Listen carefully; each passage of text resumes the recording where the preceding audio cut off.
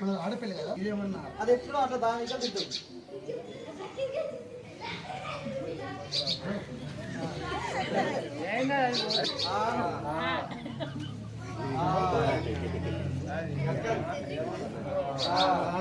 చప్పలు కొట్టింది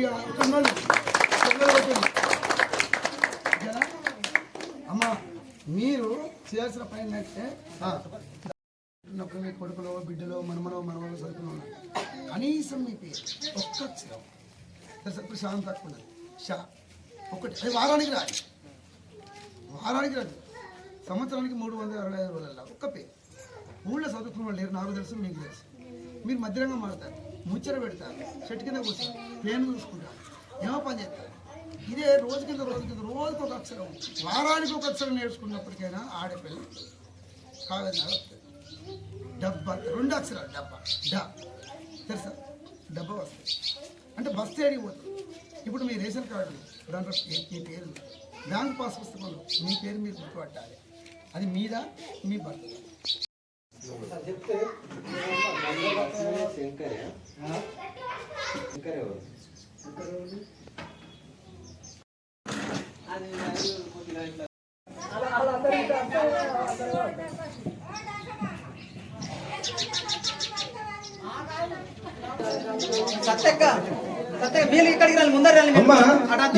మీరు ఒక్కసారి అట్లా ఒక ఫోటో తీసుకుంటే సరే పేరు నది నువ్వు కూర్చో సరే సరే మిత్రుడు వెళ్ళిన తర్వాత ఒకటి కొట్టు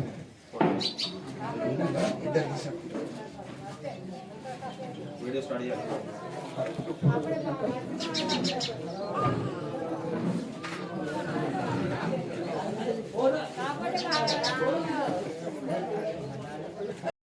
మామ ఏమి తెచ్చిన వాణి ఎగిరితన్నే మామ. ఆడపడుచుల నోట మాటలు వింటుంటే ఆడ జన్మెందుకని ఏడుపొస్తుందయ్యా, ఆడ జన్మెందుకని ఏడుపొస్తుందయ్యా. ఈ జన్మముల పాపమోనాయ ఈ జన్మ నాకొచ్చనే, ఈ జన్మముల పాపమోనాయ ఈ జన్మ నాకొచ్చనే.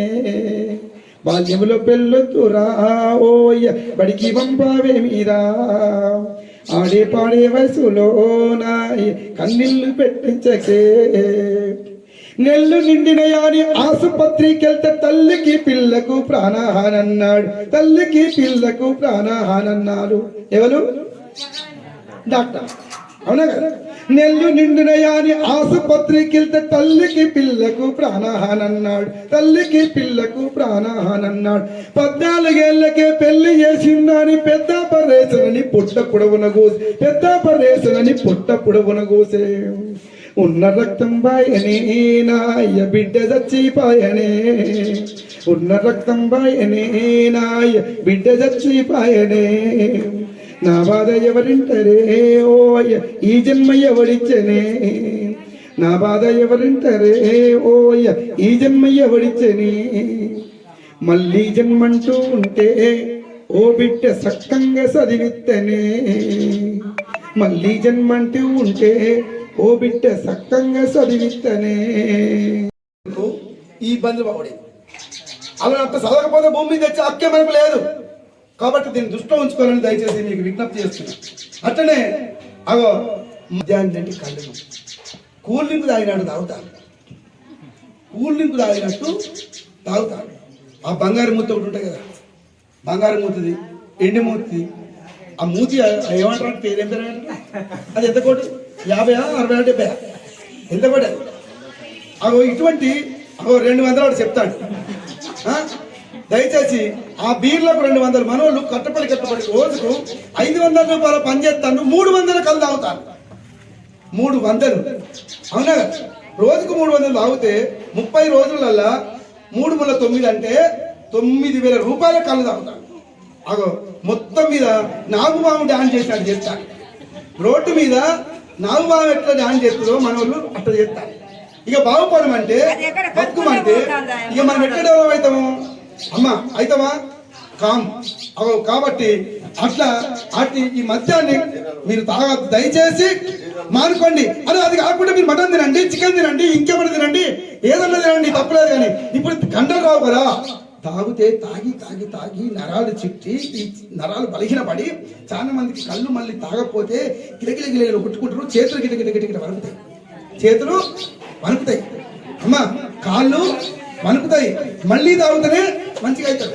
ఇదే పని తాగి తాగి తాగి లాస్ట్ కత్తే పక్షవాతం వస్తుంది. మీకున్న అంత ఎకరమో అరెకరమో మీ ఎట్లో బంగారమో లాస్ట్ కత్తే మీకున్నటువంటి తాళి కట్టిన తాళి కూడా ఉండదు. కమ్మలు బుట్టాలు ఈ ముక్కు పుల్లలు పోయిన తర్వాత ఇక మిగిలింది ఒకటి చేసుకున్న కర్మానికి తాళి కడతారు. కాబట్టి అంతా కూడా అమ్ముకునే పరిస్థితి. ఇప్పుడు అట్టిగా నీళ్లు తాగినట్టు తాగుతాను, నీళ్లు తాగినట్టు తాగుతాను. కాబట్టి దయచేసి దానికి దూరం ఉండకపోతే మాత్రం నష్టం జరుగుతుంది. అదే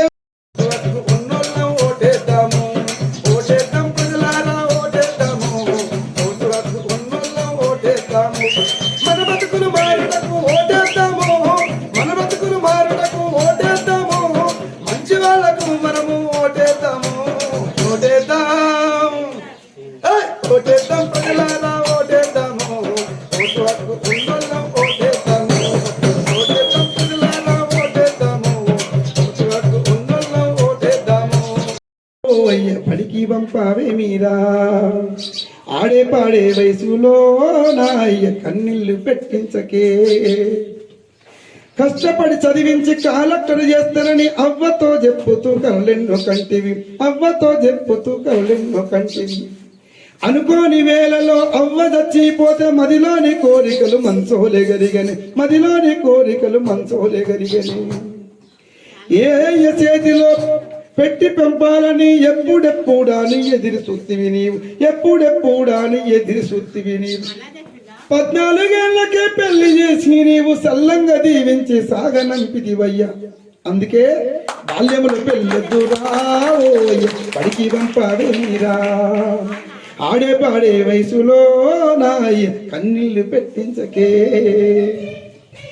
పెళ్ళై కరువులో చేస్తానా సంతోషం.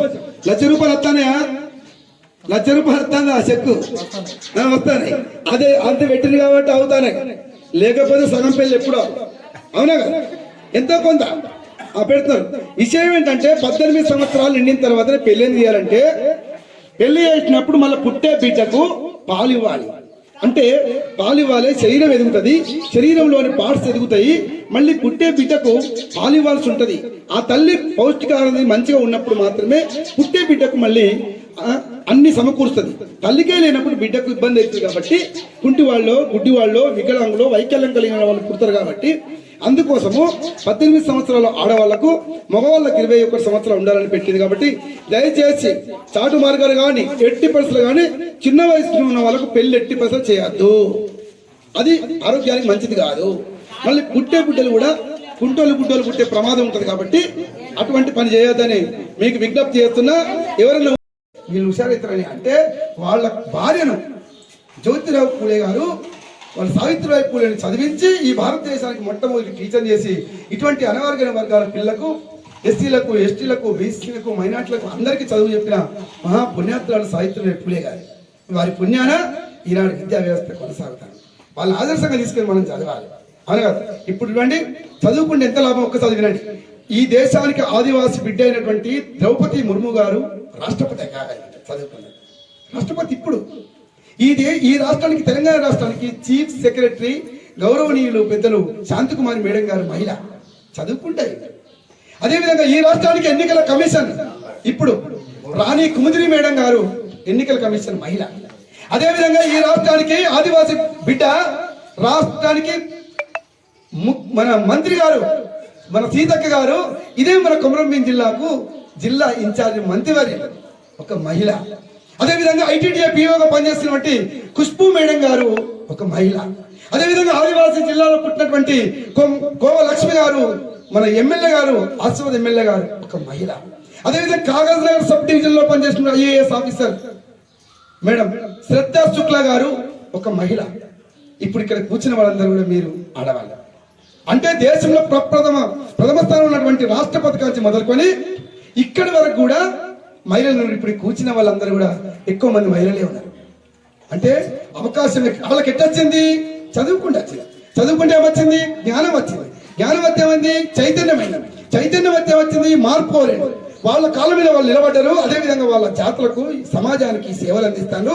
ఈనాడు రాష్ట్రపతి స్థానంలో ఉండి ఈ దేశానికి దిశ నిర్దేశం చేస్తున్నటువంటి మహానుభావురాలు ద్రౌపది ముర్ము గారు ఒక ఆదివాసీ బిడ్డ. కాబట్టి దయచేసి ఈ గ్రామస్తులందరూ కూడా 190% మంది ఆదివాసీలే. కాబట్టి చదువుకుంటే తప్పక ఫలితం ఉంటుంది. నేను చెప్పిన ఇంతమంది కూడా కష్టపడ్డ వాళ్ళు, అందరూ పేదరికాన్ని అనుభవించిన వాళ్ళు. కాకపోతే వాళ్ళకు ఉన్నటువంటి ఏకైక ఆయుధం చదువు. చదువుకున్నారు కాబట్టి ఆ స్థానంలో ఉండగలిగిండు. చదువుకోకపోతే ఎవరు ఉండలేరు కదా. ఇప్పుడు నేను చదువుకున్నా కాబట్టి మాట్లాడగలుగుతున్నా, చదువుకున్నా కాబట్టి మంచి డ్రెస్ చేసుకున్నా, చదువుకున్నా కాబట్టి మైక్ పట్టుకున్నా, చదువుకున్నా కాబట్టి నాకు ఉద్యోగం వచ్చింది, చదువుకున్నా కాబట్టి నా భార్య పిల్లలు మా అమ్మ నేను కాపాడుకుంటున్నా, చదువుకున్నా కాబట్టి నాలాంటి పేదవాళ్ళ 10 మంది చైతన్యం చేయాలి. చదువు లేకనే ఇన్ని రోగాలకు, ఇన్ని కష్టాలకు, ఇన్ని బాధలకు, ఇంత పేదరికానికి, మొత్తం మీద ఇంత వెనుకబాటు కారణానికి ఈ రాష్ట్రంలో, ఈ జిల్లాలో అత్యంత 15 మండలాల్లో 334 గ్రామ పంచాయతీల్లో దాంట్లో ఈ మన ఆడపల్లి లాస్ట్కు చిత్తలమానపల్లి మండలం వెనుకబడి ఉందంటే మీరు అర్థం చేసుకోవాలని నేను మీకు విజ్ఞప్తి చేస్తాను. మనం దీన్ని మార్చవలసిన అవసరం ఉన్నది. కాబట్టి మనం ఇక్కడి నుంచి స్టార్ట్ చేయాలి. ఆడపల్లి నుంచి స్టార్ట్ చేయాలి. చింతలమానపల్లి మండలం నుంచే స్టార్ట్ చేయవలసిన అవసరం ఉంది. ఇప్పుడు మనము